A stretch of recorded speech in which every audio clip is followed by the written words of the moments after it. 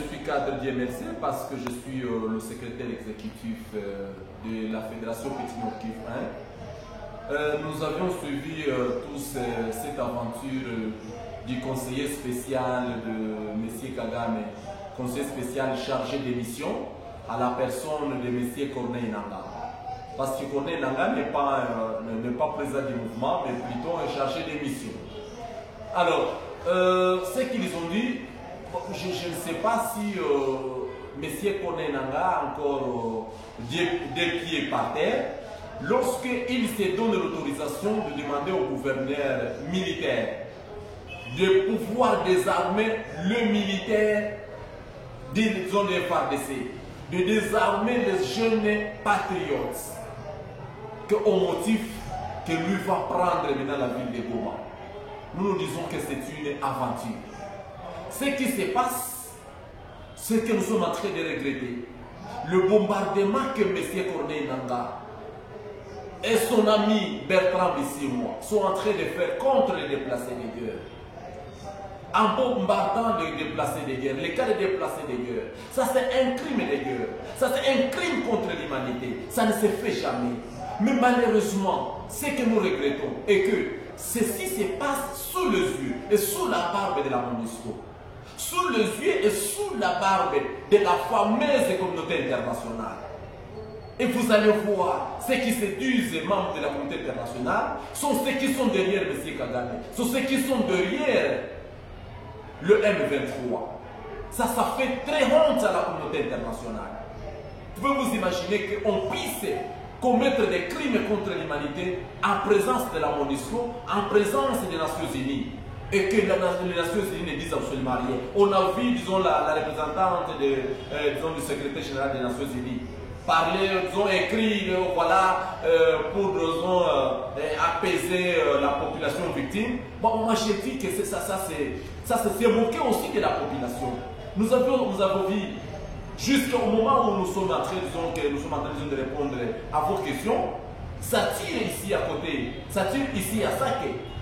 Nous avions appris qu'encore les M23 s'est donné encore l'audace d'attaquer les positions des FARDC. Ils ont attaqué, ils ont encore bombardé, ils ont encore osé bombarder encore disons, les déplacés des guerres. Ces déplacés des guerres, ils ont fui vers, donc ils ont fui les milliers occupés par le M23 pour aller vers les milliers sécurisés. Mais comme les M23 sont toujours des terroristes, ils ont encore continué à bombarder. Maintenant, finalement, qu'est-ce qu'il faut faire pour ces gens?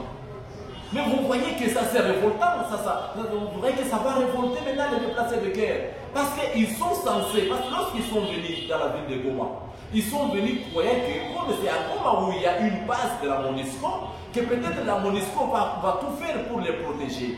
Maintenant, vous vous imaginez, comme la MONUSCO ne protège pas, et que, par exemple, par impossible, se déplacer des guerres, sous le choc de ces bombes, parviennent maintenant à attaquer la MONUSCO. Est-ce qu'on va dire que c'est la population qui s'est mal comportée, ou soit c'est la communauté internationale qui s'est mal comportée vis-à-vis de M. Kagame qui est en train de tuer le peuple congolais?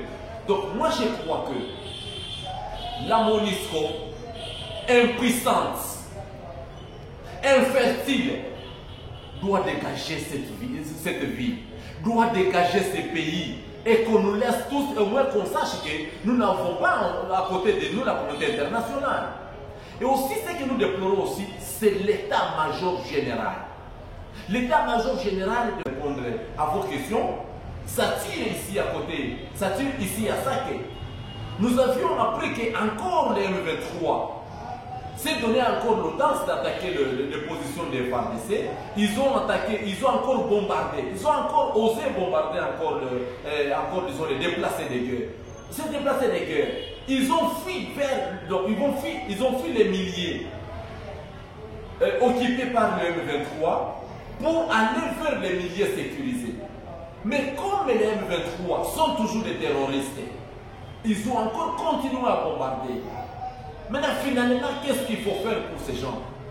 Mais vous voyez que ça c'est révoltant, vous voyez que ça va révolter maintenant les déplacés de guerre. Parce qu'ils sont censés, parce que lorsqu'ils sont venus dans la ville de Goma, ils sont venus croyant que comme c'est à Goma où il y a une base de la MONUSCO, que peut-être la MONUSCO va tout faire pour les protéger. Maintenant, vous vous imaginez comme la MONUSCO ne protège pas et que, par exemple, par impossible, se déplacer des guerres sous le choc de ces bombes, parviennent maintenant à attaquer la MONUSCO. Est-ce qu'on va dire que c'est la population qui s'est mal comportée ou soit c'est la communauté internationale qui s'est mal comportée vis-à-vis de M. Kagame qui est en train de tuer le peuple congolais?